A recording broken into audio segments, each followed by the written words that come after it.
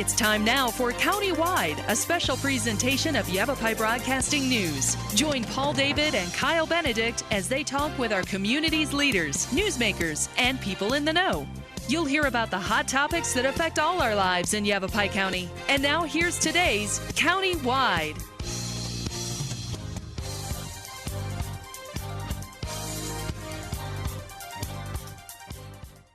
Countywide, I'm Paul David. Great to have you in studio today. We're going to be talking with the Coconino National Forest. We have Red Rock District Ranger Nicole Branton back with us. Welcome back. Thank you. You were here just a few months ago, right? I was. Yeah, just a few months ago. We were talking about Fossil Creek. And we're going to touch on that today, but not too much on the Fossil Creek thing, but we've got several different things to talk about.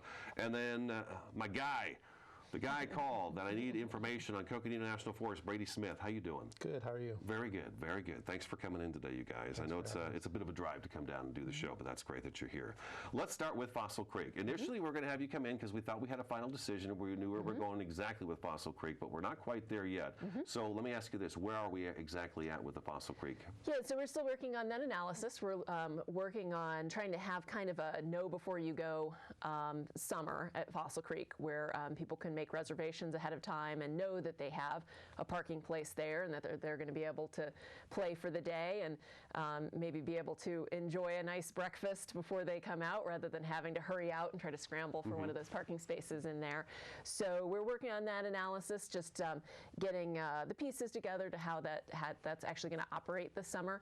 So that's taking a little bit of time, and we want to make sure that we have everything together before we make that decision. You guys gathered a lot of public feedback on this, right? We do. There's quite a few public meetings, and there's always, it seems like when I do a story on something like that, it's always like, okay, go to the website, and if you want to leave a comment, there's always a link there for leaving comments like that. One of the questions I did have for you was, with all the comments that you've taken in, did you find most of the comments coming from locals up here, or did you have quite a bit of feedback, say, from the Phoenix area? Because that's, of course, folks come up here to recreate.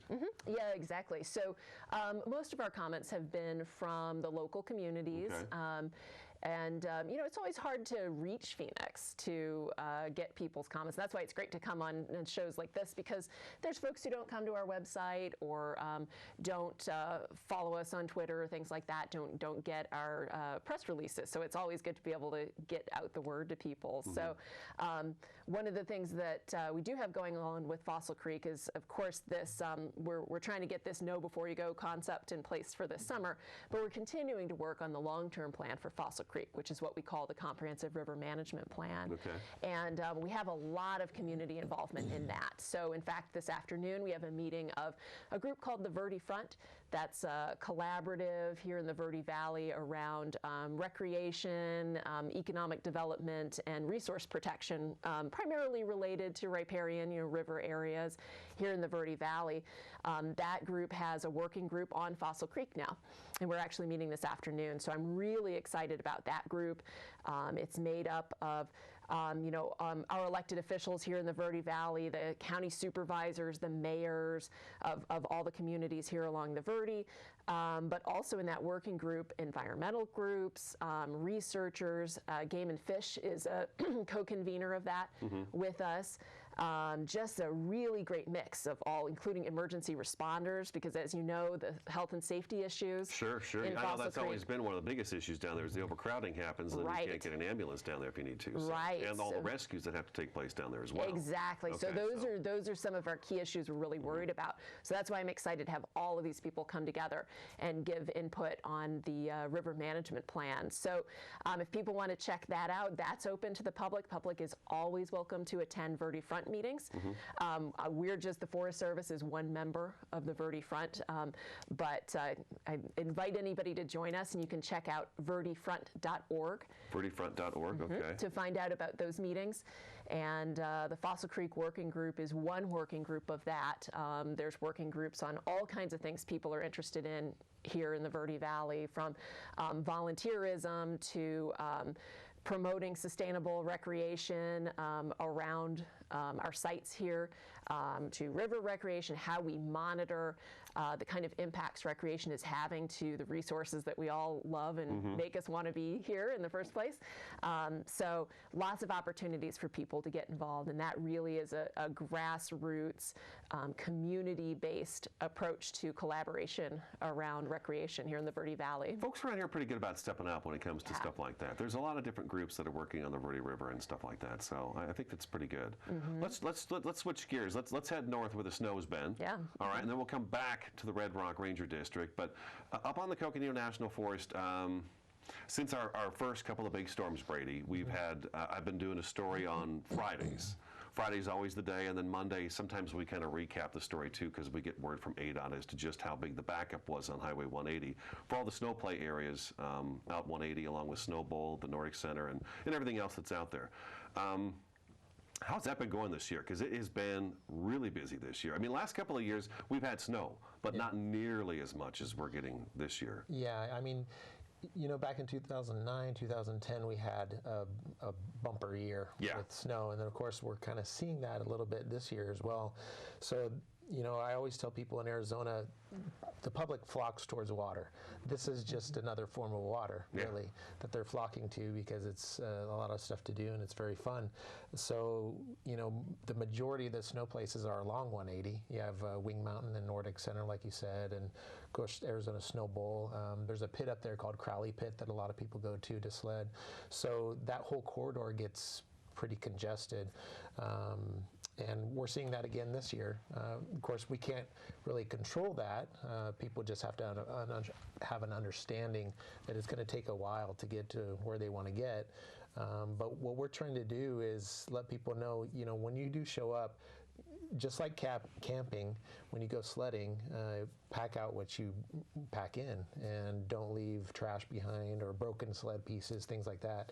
And that's one of the biggest impacts that we see on the forest at this time of year is you see a lot of colored plastic out there really contrasting with the white snow because when they break a sled, they just kind of leave it there. And the Forest Service doesn't have a garbage service. What's that? You don't have a garbage service? Yeah, believe it or not. Oh my gosh, I don't believe it. Yeah, so a lot of people, you know, and it's kind of funny with trash in the Forest Service, and it's been this way at camping sites as well as in sledding sites, is that if somebody has garbage that they place in one area, it becomes a magnet, and people think, well, maybe this is where the pickup spot is, and then they start putting their trash, and it becomes a pile. I remember last summer we did a story on this where it was like the first big camping weekend, and I think it was Highland Fire went down one of the Forest Service roads, and at each campsite there were bags of trash that were piled up next to the Forest Service road, nicely stacked and ready to go. But again, you don't have trash service. Right. So we're seeing this in the winter as well. We are seeing this in the winter, and what that does is it kind of takes, it does take away from our recreation staff people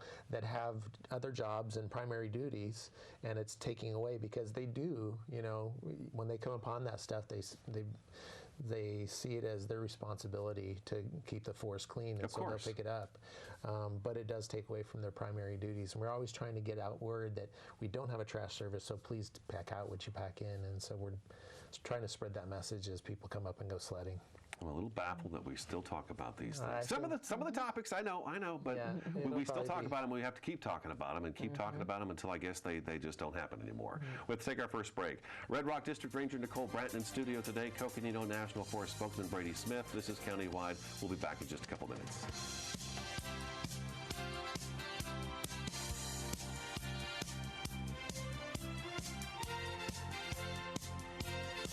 Take a look under your bed.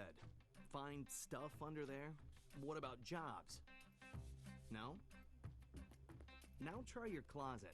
Still no jobs? Just more stuff? Well, you really have both. See, stuff is defined as household articles considered as a group. Sometimes this stuff is no longer needed. Wait, no longer needed? That can't be right. Because remember those jobs you were looking for? Those are really needed. And they're the stuff inside your stuff. Our job is to unlock those jobs. And it starts when you donate your stuff to your local Goodwill. Here's how we do it. When you donate to Goodwill, we sell your stuff to provide job training for people right here in your community. So just by teaming up with Goodwill, you help create jobs. And isn't that worth parting with the leftover keytar from your 80s cover band? Goodwill. Donate stuff, create jobs.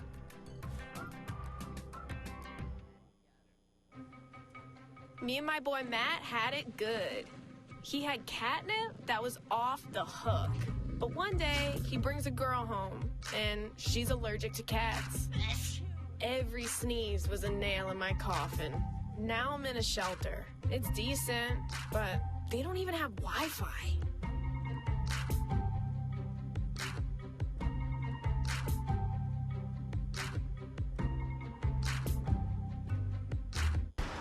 Look at you. You're at the top of your game. You're unstoppable. Nothing can throw you off track. Wait, is that your car?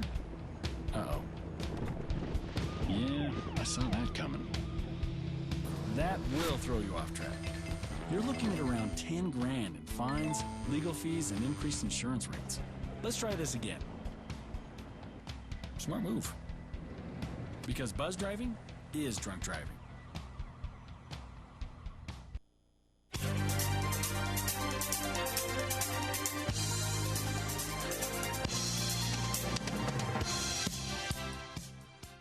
Countywide, we're talking with the Coconino National Forest about an array of topics today. Nicole Brenton in studio today, as well as Brady Smith. Red Rock Trails, going back to the Red Rock Ranger District. You put out a press release, or Brady did this week, about comments on the proposal to add non-motorized trails to the official trail system in Rimrock, Cottonwood, and Sedona. That's a pretty big area. Yeah. So what are we talking about here? That's right. So like you said, one of the great things about being here in the Verde Valley is there's so many people who are really involved with their public lands, really passionate about their public lands, and willing to come to the table to help out. So I've just put out a scoping letter asking for some input on 3 different trail areas. And that's the result of, we've been doing meetings with the public and different user groups over the last 3 to 4 years, really intensively, asking, what do you want out there? What are the different kind of uses? How do we make the trail system fit what everybody is looking for? So these 3 concepts came out of those meetings, and they're really about 3 different areas. So one is what we call the Western Gateway.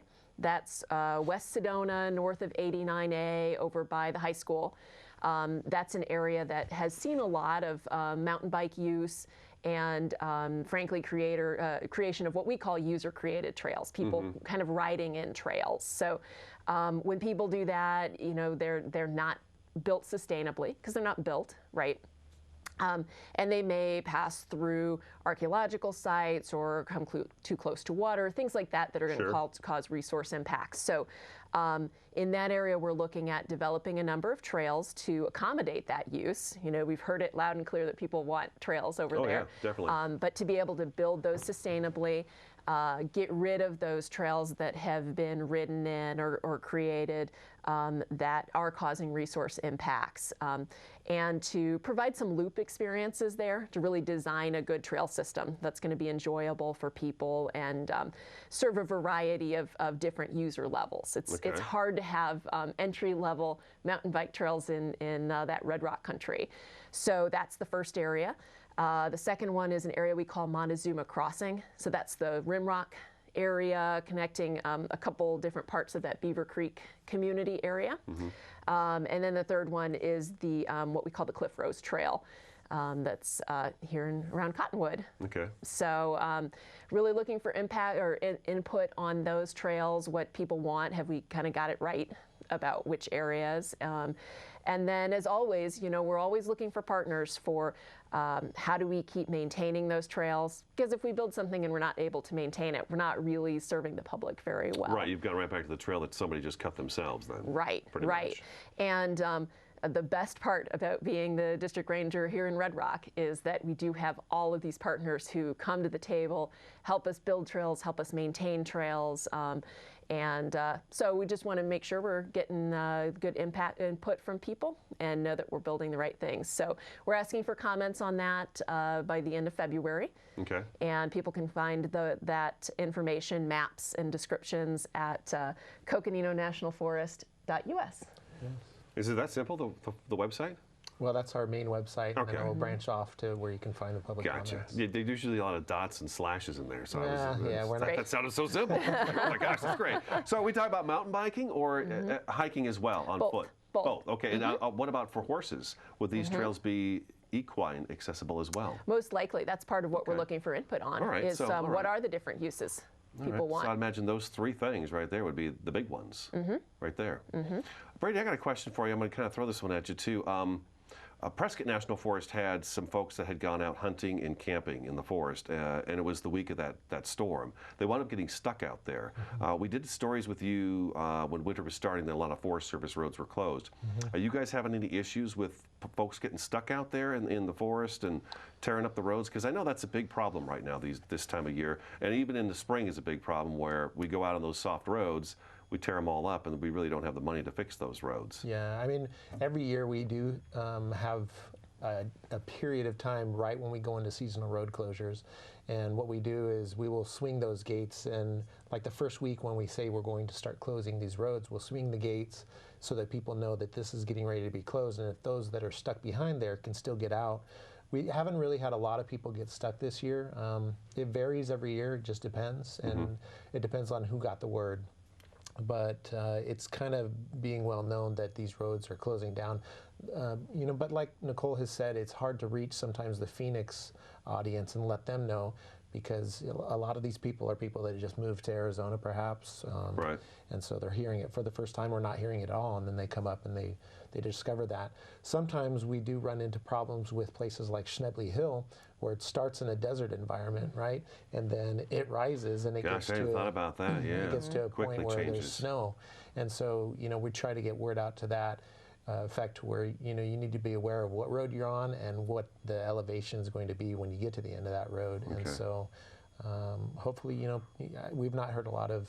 and with the amount of snow we've had, I mean, it... use the word common sense, but with the amount of snow we've had, it'd be pretty tough to get back in there anyway, so we're probably seeing less of it for that as well. Yeah. Real quick, we had something else we want to talk about. You said, we talked about the trails, we talked about a little about Fossil Creek, snow play, Forest Service roads. There's the Outfitters and Guides permit. We've got like a few minutes before we have to take our next break, so let's talk about that. Yeah, I'm really excited about this. So we, earlier this year, did what we call a prospectus. So that's asking for what are the businesses out there that might be interested in this, specifically for permitting educational hiking, so taking people out to learn about birds, geology, things like that on National Forest system trails, and then also for trailhead transportation. And that's the piece that I'm really excited about. I think we all know that there's a lot of traffic problems, especially around Sedona. And our parking lots can get really congested, especially those really popular places on a Saturday. These are businesses that will be able to take people from hotels out to trailheads. So that's taking some cars out of parking lots, making spaces for other people, right? And dropping people off. So they're not guiding, they're just dropping people off at those trailheads. And the really cool part about this is that they can drop people off at one trailhead, pick them up at another one. So it's actually creating new, you know, day hiking experiences for people and distributing use across the trails. And that's something that's really important for resource protection and also for the quality of experience people are having out there in a really popular area like Red Rock. It's getting people distributed across those trails and giving them new experiences, and also creating some new business opportunities here in the Verde Valley. It might be a good opportunity too to explain to folks too that maybe you're not built for this trail. You know, I've heard of folks that go onto these trails. I mean, I'm not built for most trails. I really am not, and I know that. But some folks don't. They go out on these trails and then they wind up really getting fatigued quicker than they thought. So will there be maybe some educational tools in this as well to let folks know, okay, this trail is actually this long and it's this skill level? Right. Yeah. And that's one of the reasons Outfitter and Guides are really key to us delivering the Forest Service mission of serving the public. A lot of people who use Outfitters and Guides, they don't have the equipment themselves, or they're not comfortable going out on that experience on their own. So people can go with guides on hikes who can tell them, maybe this isn't the trail for you, or is this the kind of trail you like to do? I'm going to take you to this particular trail that fits your experience. Or it can let people go and be dropped off at a place. But during that drive, they have the opportunity to be educated. Right. And our guides and outfitters deliver those leave no trace messages that Brady was talking about how to enjoy your public land and keep it nice for the next time you come back or the next user. That's why we permit outfitters guides on the National Forest, because they do get to deliver those resource protection and leave no trace ways to recreate in a positive way on our public lands. Awesome. All right, we'll take our second break. Red Rock Ranger District Ranger Nicole Branton in studio today. Brady Smith with the Coconino National Forest, countywide, back in just a couple minutes. Yeah, that's a mouthful.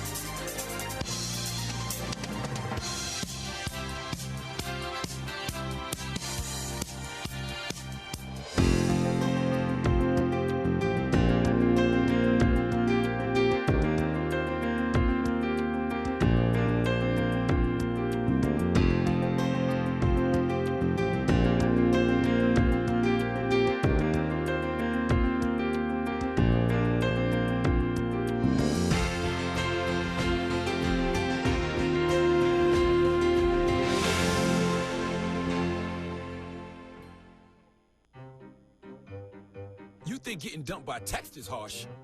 Try getting dumped by a tennis ball. My ex-owner drove me out to the woods, yelled fetch, and by the time I brought the ball back, he was gone. Yeah, I was pissed. But the folks at the shelter helped me let go of my anger. I learned coping skills, like taking it to the hole. Boom! Now I'm ready to fetch again. But how about I throw and you run and get it?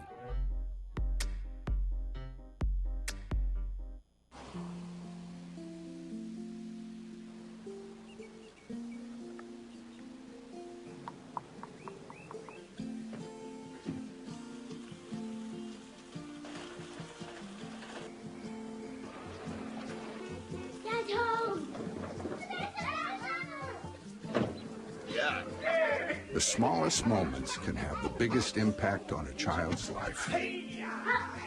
Take time to be a dad today. Marie, you have prediabetes. Prediabetes? I don't have time to eat right or exercise. I'm a busy mom. Oh, you're a busy mom. Yeah. This is great news. Busy moms never get prediabetes. Wait, what? Let me just... Yeah, this is all the people at risk for prediabetes, and way over here, busy moms. No?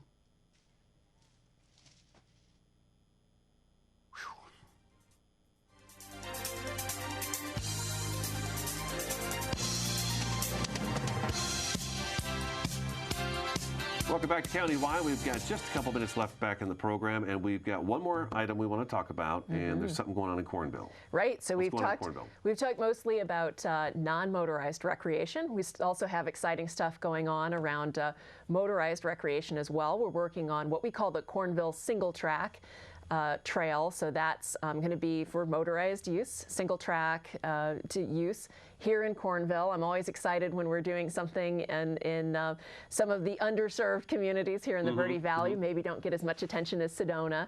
So, and motorized use is something that we haven't always kept up with very well in the Forest Service, so we're really excited about that. That's funded through grant funding, and we're designing that trail specifically for motorized use, which is a little different than a traditional hiking trail or a mountain biking trail or equestrian trail. So that is a little hard to describe exactly where the location is, but that's here in Cornville, and we're still working on the layout of that, so it's a little hard to describe exactly where it's going to be. But the other exciting thing we have going on is that we're actually hiring an off-highway vehicle motorized use coordinator here on the Red Rock District. So that's going to be somebody who can really give attention to that motorized use and finding ways to design trails that are going to be fun trails to ride, very different from hiking trails, and what we think of as deconflicting use. So not having motorized recreation on top of equestrian use, for example, which can be really difficult for people and not a fun experience. So I'm really excited to be able to put some professional attention to designing trails and recreation experience for motorized users who aren't always served very well by our traditional trail systems. Sounds busy. Sounds very busy. We're out of time. Red Rock District Ranger Nicole Branton, Good to see you. Thanks for for coming in. having And we're me. going to have you come back when Fossil Creek's all ready to go. We are, And we'll let yep. the folks know how. Brady, always good to see you, man. Yeah, good to see you. Thanks for coming in. That's today's Countywide, and we will talk to you again next time.